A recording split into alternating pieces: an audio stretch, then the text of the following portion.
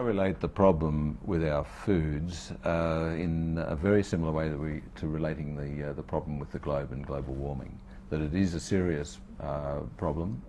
There are solutions to it, but we've got to look at the right solutions. But before we do, we've got to actually define what the problem is. And part of the problem is modern agricultural systems, monoculture, where soils are used and used and used, and nutrients are drawn out of the soils, and the soils become new deserts. And that's happening worldwide. And we do really need to look at our systems of agriculture and what we are really eating and how we're producing food. Nearly every food that you will find in the shops in a big city has been processed. It has been delayed to market. It's been picked ripe. Quite often nutrients have deteriorated or disappeared from the food by the time it gets onto the plate. And you might think you're eating a well-balanced Australian or American diet, but it's more than likely unbalanced, often deficient, but quite often also there are additives that contribute to a range of diseases: salt, sugar, saturated fats, colouring, flavourings, preservatives.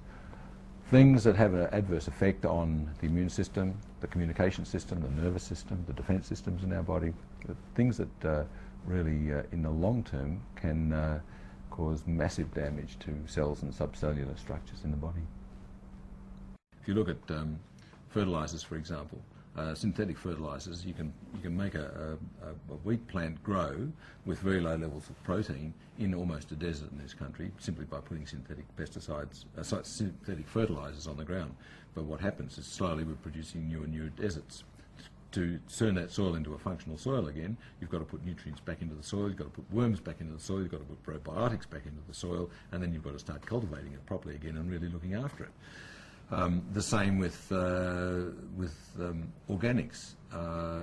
If you don't put the nutrients into the soil, and the nutrients that go into the soil are the nutrients that come from the compost, from the breakdown of the previous crop or the previous plant that was there. If that humus doesn't get back into the soil, then the plants will not produce all of the ingredients that are required for it to grow well and produce all of the necessary phytochemicals or plant chemicals that are going to make us healthy, or the animals that eat them healthy.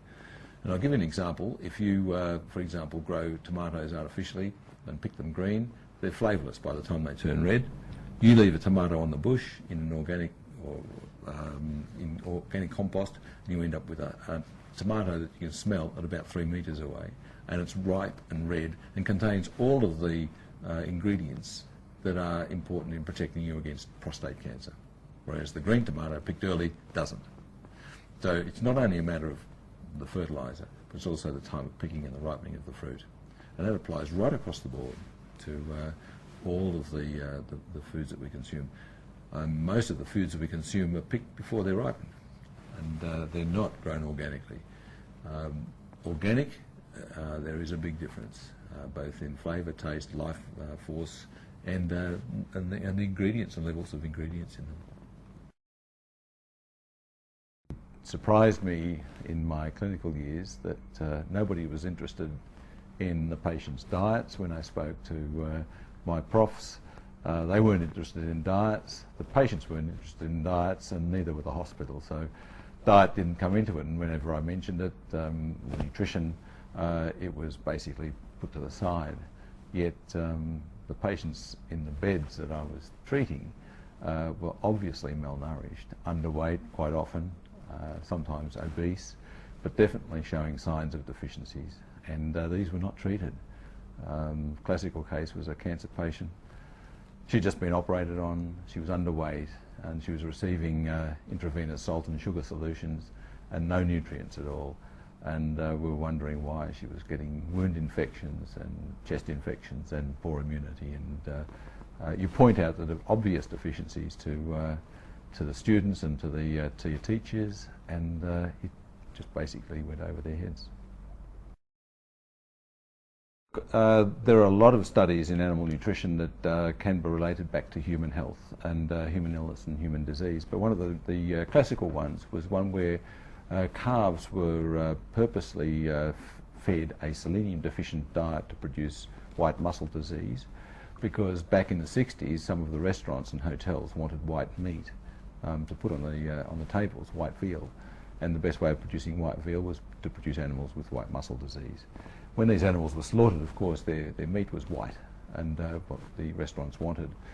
The thing that didn't ring a bell with me at the time was that their hearts were very, very much enlarged, and it took me 3 years into medicine to realise, after studying heart disease and seeing some patients with cardiomyopathies, which are enlarged hearts, that there was a relationship between the selenium deficiency that we caused the white muscle disease in the animal, and selenium deficiency and cardiomyopathy in humans.